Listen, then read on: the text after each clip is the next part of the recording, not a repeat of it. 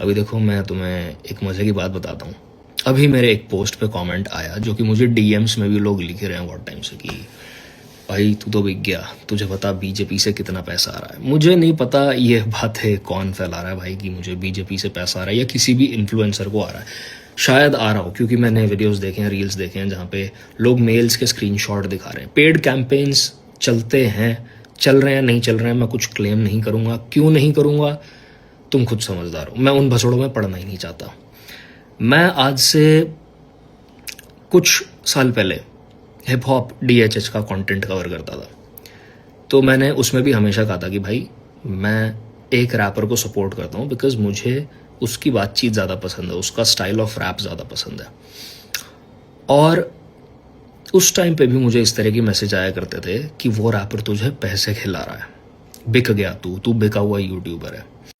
फिर अगर मुझे उसके ऑप्स के कोई गाने पसंद आ जाते थे और मैं उसका रिएक्शन कर देता था और उनकी प्रेज कर देता था, तो उनके फैंस मुझे कहते थे आ गया ना व्यूज़ लपेटने, जबकि कभी भी उन वीडियोस पे वो व्यूज़ नहीं आए जो मुझे एमीवे के व्यूअर्स से आते थे। लेट्स बी वेरी ऑनेस्ट, मेरा चैनल चला ही एमीवे के व्यूज़ की वजह से है।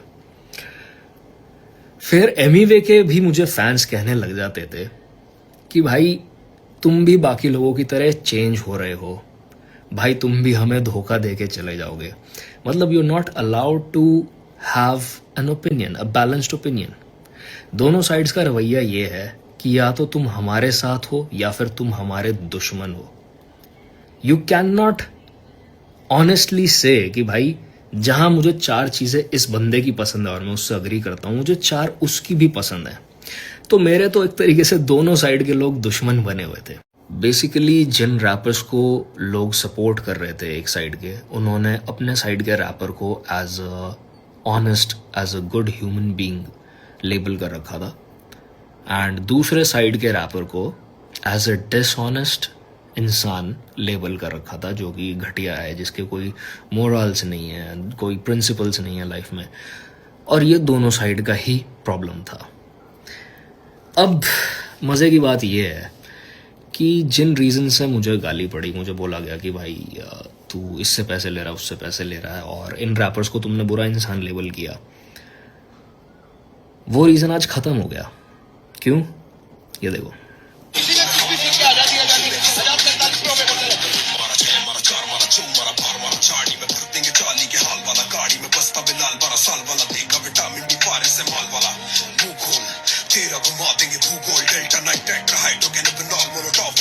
अब दोनों तरफ की ऑडियंस में भरत मिलाप हो गया है, और अब उनको रियलाइज हो रहा है कि अरे एमीवे भी बढ़िया बंदा है यार, अरे यार कृष्णा भी बुरा नहीं है यार। एंड ऑफ द डे ये लोग स्टूडेंट्स के लिए खड़े हैं। ये कास्ट, रिलीजन, मुंबई, दिल्ली और जितनी फालतू बातें इतने सालों में इनके बारे में फैली हैं, उन सब को साइड रख के आज ये स्टूडेंट्स के लिए खड़े हुए हैं। अरे they were never bad people, they just saw things from different perspectives, they were just opinionated people. आज लोगों को ये बात रियलाइज हो रही है। बट मजे की बात ये है कि लोगों का पैटर्न रिकग्निशन इतना खराब है कि इस मूवमेंट के साथ, and the whole reason why I told you all of this is because I wanted to address this particular problem. इस पूरे मूवमेंट के साथ लोग ये रिकग्नाइज ही नहीं कर पा रहे हैं कि जब लेफ्ट का इन्फ्लुएंसर अपनी रील डाल के राइट वाले के फैक्ट्स को डिबंक करता है, और जब राइट वाला अपने फैक्ट्स प्रेजेंट करके लेफ्ट वाले को डिबंक करता है, तो दोनों की ऑडियंस एक दूसरे को हेट करने लग जाती है। इंस्टेड कि वो ये समझें कि भाई दोनों साइड्स की बातें कुछ हद तक ठीक हैं, और वो दोनों साइड्स के फैक्ट सुन के उनका गुस्सा ठंडा हो दोनों साइड्स के लिए, वो और भड़क जाते हैं, वो सुनना ही नहीं चाहते। They do not have the patience to listen to a person who is even remotely disagreeing with them. अगर पहले 2 सेकंड के रील में तुमने सरकार को गाली नहीं दी, या पहले 2 सेकंड के रील में तुमने सीजेपी को गाली नहीं दी, तो भाई तुम घटिया इंसान हो, तुम बिके हुए हो। ये लॉजिक लगा रहे हो तुम ये नहीं समझ पा रहे हो कि भाई politics to begin with fair होता ही नहीं। साम दाम दंड भेद, ये सारी पॉलिटिकल पार्टीज एक जैसी हैं, ये सारे लीडर्स डर्टी हैं, nobody is clean. The fact that you're attached to an idea of a fair world is what's frustrating you right now. तो भाई अपना फोकस सही जगह पे रखो। ये समझो कि सच के वर्जन्स होते हैं, ठीक है? कोई ब्लैक एंड वाइट एग्जिस्ट ही नहीं करता, कोई क्लियर बाउंड्रीज रियल लाइफ में एग्जिस्ट ही नहीं करते हैं. It's just shades of grey.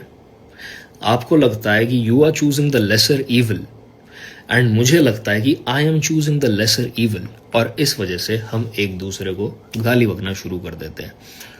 ये बात जितनी जल्दी इस टाइम पे लोग समझ जाए इंटरनेट पे भाई उतना अच्छा है, क्योंकि ये एल्गोरिदम बहुत बढ़िया तरीके से इस चीज़ का फ़ायदा उठा रहा है. और ना चाहते हुए मुझे कहना पड़ रहा है, बहुत सारे क्रिएटर्स जो मुझे पसंद थे और बहुत सारे जो मुझे बिल्कुल पसंद नहीं थे, दोनों ही तरीके के लोग अभी इस चीज़ के ऊपर बना बना कंटेंट, पेल पेल कंटेंट और फालतू के ओपिनियंस व्यूज़ लपेटने में लगे हुए हैं.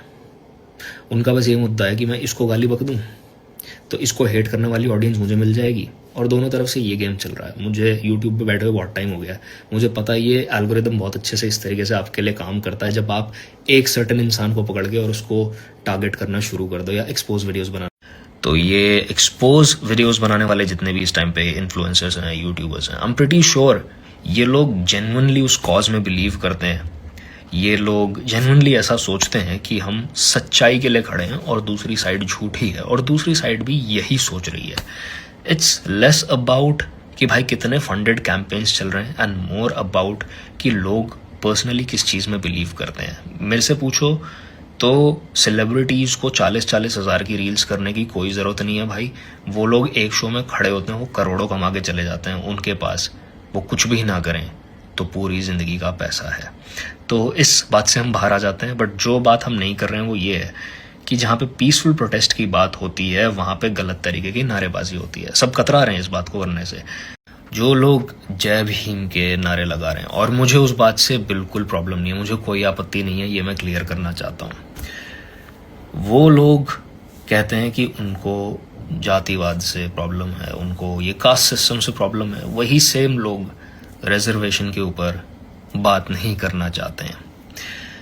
जो लोग मेरे जैसे लॉ एंड ऑर्डर के बारे में बात करते हैं और कहते हैं कि भाई संसद भवन तक बच्चों को मार्च करना नहीं चाहिए था, वो टू बिगिन विद एक गलत डिसीजन था, वो एट द सेम टाइम ये पॉइंट आउट करने से कतरा रहे हैं कि चलो पुलिस ने लाठीचार्ज किया तो, पर इतना क्या जानवरों की तरह मारने की जरूरत थी भाई, कि तुम लाठियों में कील ही घुसा दे रहे हो, बच्चों की खाल उधेड़ दे रहे हो, औरतों को तुम कॉर्नर करके सर्कल्स में पीट रहे हो और उनको भागने तक नहीं दे रहे. वो भाग रहे हो, तुम उनको भागने नहीं दे रहे हो. सब अपने मुद्दे उठा रहे हैं इस टाइम पे. अब जो लोग देखो पुलिस ब्रूटैलिटी वाली चीज पे फोकस कर रहे हैं, वो लोग ये बात नहीं कर रहे हैं कि पुलिस ने एडवाइजरी पोस्ट की थी, पुलिस ने वार्न किया था बोल बोल के कि आगे मत बढ़ो, फिर भी बच्चों ने आगे मार्च किया, बैरिकेड्स को पुश किया.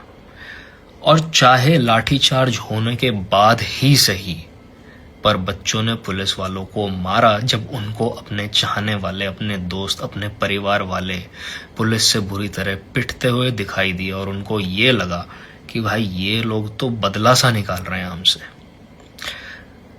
इस बात को इनफैक्ट ये बोल के जस्टिफाई किया जा रहा है कि भाई बच्चे हैं, इन पे एफआईआर मत करो, गलती हो जाती है, इनके ऊपर एफआईआर जायज नहीं है.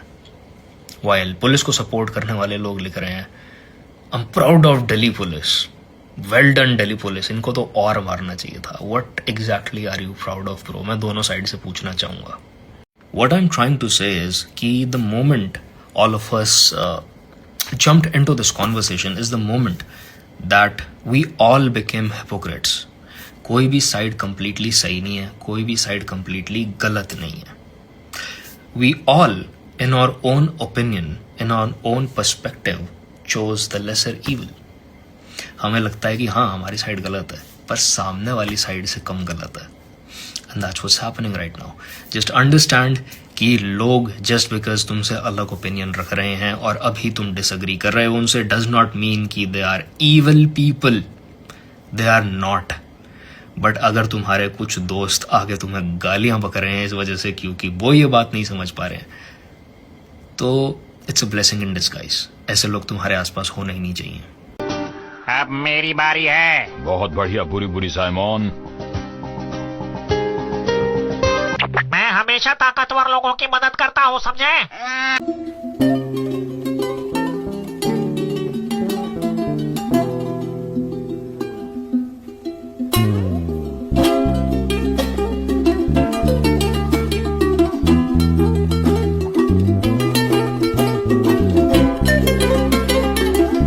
है